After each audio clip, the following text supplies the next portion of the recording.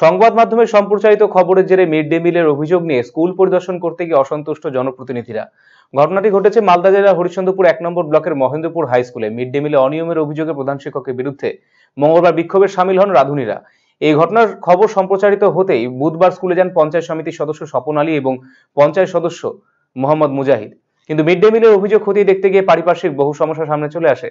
পানীয় জলে কল থাকলেও তা দিয়ে ঠিকঠাক জল পড়ে না, অপরিচ্ছন্ন শৌচালয়, ছাত্রীদের শৌচালয় রয়েছে উন্মুক্ত অবস্থায়। মিড ডে মিল ঠিকমতো হলেও স্কুলের পরিকাঠামোর এই বেহাল দশা দেখে অসন্তোষ প্রকাশ করেছেন তারা। যদি স্কুলের পরিকাঠামো সংক্রান্ত যে কোনো সমস্যা রয়েছে তা দ্রুত সমাধান করা হবে বলে জানিয়েছেন স্কুলের ভারপ্রাপ্ত প্রধান শিক্ষক নুরুল ইসলাম।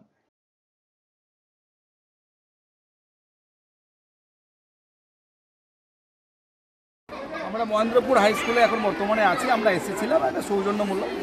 আমরা গতকালকে একটা খবরের জের দেখতে পেলাম, এখানে মিড ডে মিলের রান্না নিয়ে একটা প্রবলেম হয়েছিল। যারা রান্না করছিল তারা ছাত্রছাত্রীদের ছিল না, যারা রান্না পার্টি তারা একটা অভিযোগ করছিল, সেটা শুনতে পেয়েছিল।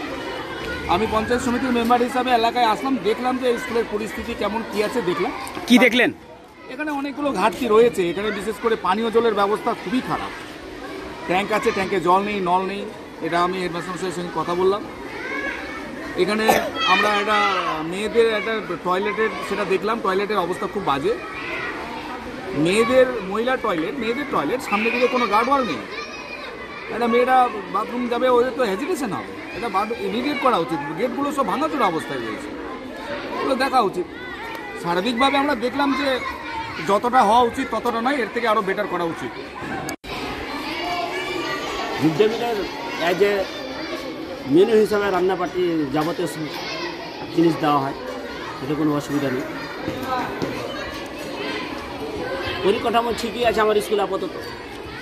সে কিছু বিল্ডিং ওইদিকে হচ্ছে না, সে ল্যান্ড কেস রয়েছে। পরিষ্কার পরিচ্ছন্ন ঠিকই আছে। জনপ্রতিনিধিরা আজকে ঘুরে ঘুরে দেখলেন, ওনাদের অভিযোগ যে পুরনো আলু খাওয়ানো হচ্ছে।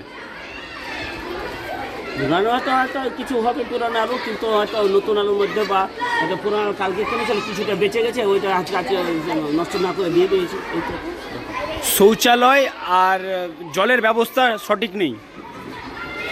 সঠিক আছে, কিছুদিন ছেলে মেয়ে প্রোগ্রাম হয়েছিল, ভেঙে ফিরে দিয়েছে, আবার পুনরায় লাগাবো, এই জন্য ব্যবস্থা চলছে।